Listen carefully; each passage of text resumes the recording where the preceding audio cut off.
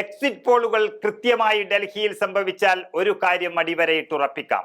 10 വർഷം നീണ്ടുനിന്ന ആം ആദ്മി ഭരണത്തിന് കൂടിയാണ് രാജ്യ തലസ്ഥാനമായ ഡൽഹിയിൽ തിരശീല വീഴാൻ പോകുന്നത്. എല്ലാ കൂട്ടിക്കിഴച്ചിലുകൾക്കും ഉത്തരം ലഭിക്കാൻ ഇനി 48 മണിക്കൂർ മാത്രമാണ് ബാക്കിയുള്ളത്. ഡൽഹിയിൽ BJP അധികാരം പിടിക്കാനുള്ള സാധ്യതകൾ തള്ളിക്കളയാൻ സാധിക്കുന്നില്ല. അങ്ങനെ സംഭവിച്ചാൽ 27 വർഷങ്ങൾക്കു ശേഷം സുഷമ സ്വരാജ് എന്ന BJPയുടെ വനിതാ മുഖത്തിന് ശേഷം മറ്റൊരു BJP മുഖ്യമന്ത്രി ദില്ലിയിൽ അവതരിക്കും. മാസങ്ങൾ ഇരുമ്പഴിക്കുള്ളിൽ കിടന്ന് തിരിച്ചുവന്ന AAP നേതാവ് അരവിന്ദ് കെജ്രിവാളിന്റെ ഭാവിക്കു കൂടിയാണ് ഇതോടെ തീരുമാനമാകുന്നത്. മുഖ്യമന്ത്രി കസേരയിൽ ഇരുന്ന സമയത്തു തന്നെ കെജ്രിവാളിനെ അഴിക്കുള്ളിലെത്തിക്കാൻ സാധിച്ച BJPക്ക് അധികാരത്തിന്റെ പ്രൗഢിയില്ലാത്ത കെജ്രിവാളിനെ അനായാസം പൂട്ടാൻ സാധിക്കും എന്നതിൽ സംശയമില്ല. ഒരുപക്ഷെ ഇനി അധികാരത്തിന്റെ നാൾവഴികളിൽ നിന്ന് എന്നേക്കുമായുള്ള മടക്കം കൂടിയാണ് കെജ്രിവാളിനും AAPക്കും സംഭവിക്കാൻ പോകുന്നത്. 70 സീറ്റുകളിലേക്ക് തെരഞ്ഞെടുപ്പ് നടന്നത്. 36 എന്ന മാജിക് സംഖ്യ കടക്കുന്നവർക്ക് ഭരണം പിടിക്കാം. 2020-ൽ 62 സീറ്റ് നേടിയാണ് ആം ആദ്മി പാർട്ടി മൃഗീയ ഭൂരിപക്ഷത്തോടെ ഭരണം പിടിച്ചത്.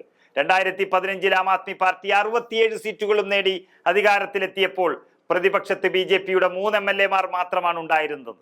ഇക്കഴിഞ്ഞ 2 തവണയും നിയമസഭയിൽ കോൺഗ്രസിന്റെ പങ്കാളിത്തം 0 ക്ഷേമ വാഗ്ദാനങ്ങളിലൂടെ മധ്യവർഗത്തിന്റെയും ദരിദ്ര വിഭാഗങ്ങളുടെയും പിന്തുണ ആവർത്തിക്കാമെന്നാണ് ആം ആദ്മി പാർട്ടിയുടെ പ്രതീക്ഷയുണ്ടായിരുന്നത്. എന്നാൽ ഇതിനുമേൽ കരിനിഴൽ വീഴ്ത്തുന്ന അഴിമതി ആരോപണങ്ങളിലൂടെ AAPയെ വീഴ്ത്താമെന്ന് BJPയും കരുതിയിട്ടുണ്ട്. മുഖ്യമന്ത്രിയും മന്ത്രിസഭയിലെ രണ്ടാമനുമടക്കം അഴിമതി കേസിൽ തിഹാർ ജയിലിൽ പോയത് തങ്ങൾക്ക് അനുകൂലമാകുമെന്നാണ് BJP കണക്കുകൂട്ടുന്നത്. അതാണ് എല്ലാ എക്സിറ്റ് പോളുകളിലും ഇപ്പോൾ വന്നിരിക്കുന്നതും. AAPയും കോൺഗ്രസും തെരഞ്ഞെടുപ്പ് മുന്നിൽ കണ്ട് മത്സരിച്ച് ക്ഷേമ വാഗ്ദാനങ്ങൾ നൽകിയതോടെ BJPക്കും ഇതേ പാതയിൽ പദ്ധതികൾ പ്രഖ്യാപിക്കേണ്ടി വന്നു.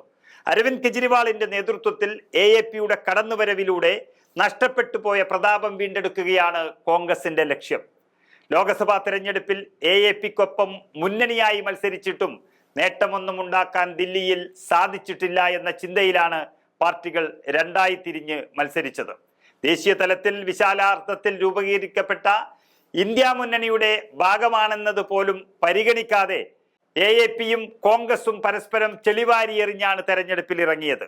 ഇത് BJPയുടെ ജോലി കുറച്ചുകൂടി എളുപ്പമാക്കി എന്ന് പറയുന്നതിലും തെറ്റില്ല. എന്തായാലും കഴിഞ്ഞ 10 വർഷത്തിനിടെ ഡൽഹിയിൽ തുടങ്ങിയ AAP തങ്ങളുടെ വിജയ തുടർച്ച പഞ്ചാബിലേക്കും വ്യാപിപ്പിച്ച് ഭരണം പിടിച്ചു കഴിഞ്ഞു. അതിനാൽ ഡൽഹിയിലെ ഭരണം നിലനിർത്തുക എന്നത് അവരെ സംബന്ധിച്ച് ഏറെ നിർണായകമാണ്. എന്നാൽ കഴിഞ്ഞ 2 തവണയും കേന്ദ്രം ഭരിച്ചിട്ടും രാജ്യ തലസ്ഥാനം പിടിക്കാൻ BJPക്ക് സാധിച്ചിരുന്നില്ല. ആ നിലയ്ക്ക് സഖ്യകക്ഷികളുടെ പിന്തുണയിൽ കേന്ദ്രം ഭരിക്കുന്ന പാർട്ടിക്ക് ഡൽഹിയിൽ തിരഞ്ഞെടുപ്പ് അഭിമാന പോരാട്ടമായിരുന്നു.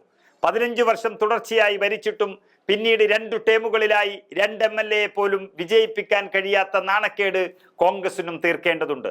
എല്ലാത്തിനും ഉത്തരം തേടി ഫെബ്രുവരി 8-ലേക്കുള്ള കാത്തിരിപ്പിലാണ് രാജ്യം എന്ന് മാത്രം പറയാം.